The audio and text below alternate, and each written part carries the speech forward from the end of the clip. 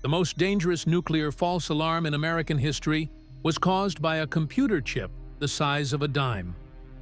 It cost 46 cents.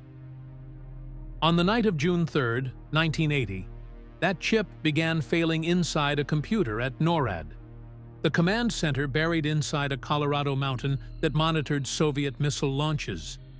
Instead of broadcasting its normal peacetime message, 0 missiles, 0 missiles, 0 missiles, it started inserting random numbers into the feed.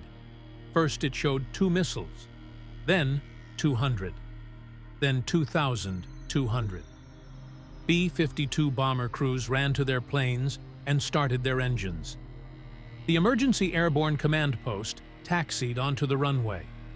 A threat assessment conference was convened at the highest levels of the American military. The National Security Advisor to President Carter was woken at 3 in the morning. He was told the Soviet Union had launched a full nuclear strike against the United States. He did not wake his wife. He assumed they would both be dead within 30 minutes. 18 seconds after the first alert, the number changed. It wasn't 2 missiles, it was more. Then the screens at the Strategic Air Command in Nebraska showed a full-scale nuclear assault. Over 2,000 Soviet missiles headed for the United States. B-52 bomber crews across the country ran to their planes and started their engines. Launch preparations were initiated at missile fields. The Emergency Airborne Command Post, the plane from which the president would direct a nuclear war, taxied into position on the runway. A threat assessment conference was convened. The chairman of the Joint Chiefs of Staff was called. The alert went to the highest levels of the American military command. Then the screens cleared. No missiles, no attack, nothing. The pilots shut down their engines. The alert was stood down. Brzezinski put down the phone. The cause of the most dangerous false alarm in American nuclear history? A computer chip the size of a dime. It cost 46 cents. To understand how a 46-cent component nearly started World War III, you need to understand how the American nuclear warning system worked in 1980. The North American Aerospace Defense Command, NORAD, operated out of a facility buried inside Cheyenne Mountain in Colorado. It was one of the most fortified structures ever built, designed to survive a nuclear strike and continue operating. Inside, a network of computers connected to satellites and radar stations monitored the skies over North America around the clock, looking for the heat signatures and radar returns of Soviet ballistic missiles. If an attack was detected, the system was designed to move fast, very fast. Soviet missiles launched from submarines could reach American targets in as little as 12 minutes. Land-based ICBMs from the Soviet heartland would arrive in 30. There was no time for lengthy deliberation. The system had to alert, assess, and potentially respond in minutes. That speed was both its strength and its vulnerability. The warning system used a network of mini-computers to relay information between NORAD and the Strategic Air Command, the Pentagon, and other command centers.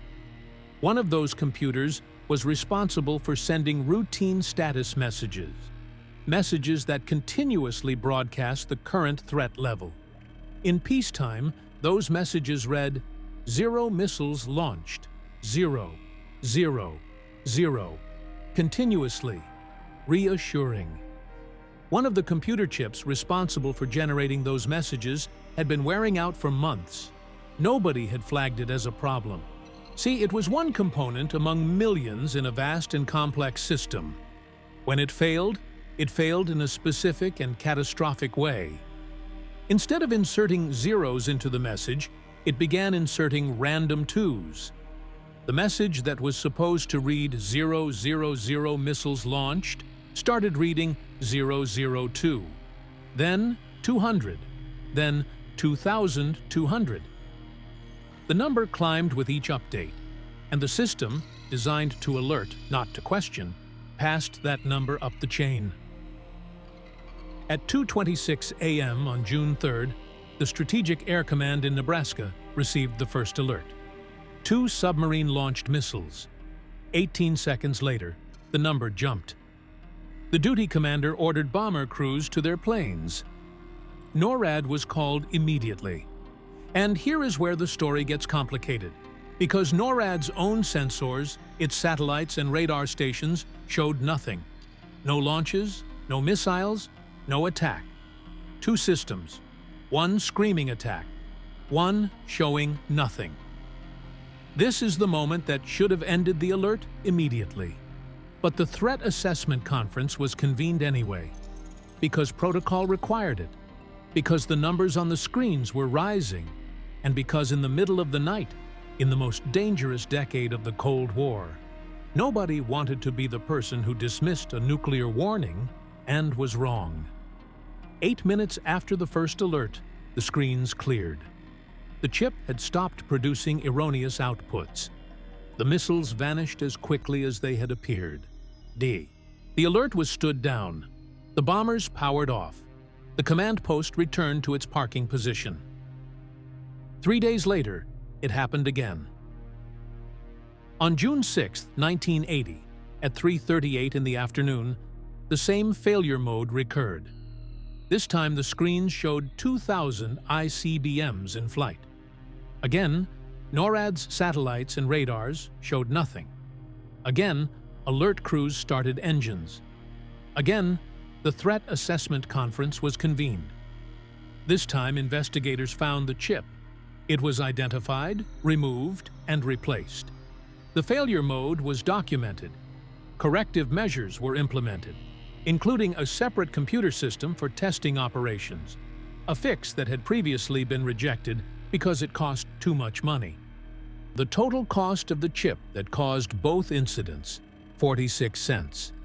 The cost of the separate testing system that could have prevented them, it had been deemed too expensive.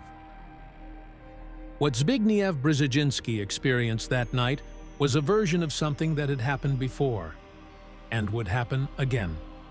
November 9, 1979, just 7 months earlier, a different false alarm had woken him at 3 a.m. with news of hundreds of incoming Soviet missiles.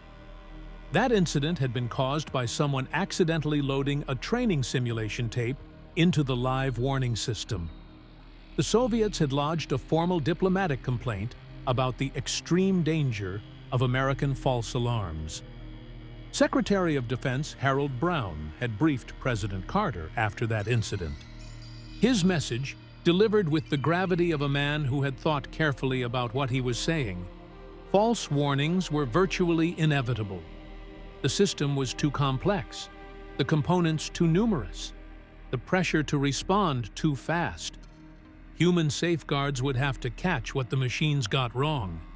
In June 1980, the human safeguards worked. The officers at NORAD, who could see their own satellites showing nothing, held the line. The Threat Assessment Conference concluded the warning was false before any irreversible action was taken. But the system that nearly triggered a nuclear war was running on 1960s vintage computers. Its chips were wearing out. It was transmitting critical data without error detection. The most advanced military warning system ever built was, in the most literal sense, running on failing hardware that cost less than $1 per component. Here is what makes this story different from Petrov, from the Sleipner, from the Hyatt. In all of those stories, something went wrong that shouldn't have. A software model was wrong. A design was changed without recalculating the loads. A satellite misread sunlight as missiles. In this story, something went wrong that everyone knew was going to go wrong. Harold Brown told the president it was inevitable. The testing system that could have caught the chip failure had been rejected because it cost too much. The computers were outdated. The chips were failing. The system was not surprised by what happened, or it was exactly what the people responsible for it had been told to expect. and they kept running it anyway. Brzezinski later described what went through his mind during those 8 minutes. He had decided not to wake his wife because he saw no point. If the missiles were real, she would be dead before she could get out of bed. He had not called the president. There had not yet been confirmation enough to justify it. He sat by the phone in the dark, alone, and waited to find out if the world was ending. It wasn't. Not that night. Because a 46-cent chip that had been inserting random twos into a peacetime message finally stopped. If you found this story worth knowing, there are hundreds more like it. Systems built to prevent catastrophe, running on components nobody had replaced, catching errors that the people who built them knew were coming. That is what this channel is about. Next video. On May 25, 1979, American Airlines Flight 191 took off from Chicago O'Hare and immediately began to roll. The left engine separated from the wing on takeoff. The plane rolled inverted and crashed into a field less than a mile from the runway. 273 people died. It remains the deadliest aviation accident in United States history. And the engine didn't fall off by accident. It fell off because of a shortcut in a maintenance procedure, one that saved 45 minutes of work per plane. Subscribe so you don't miss it.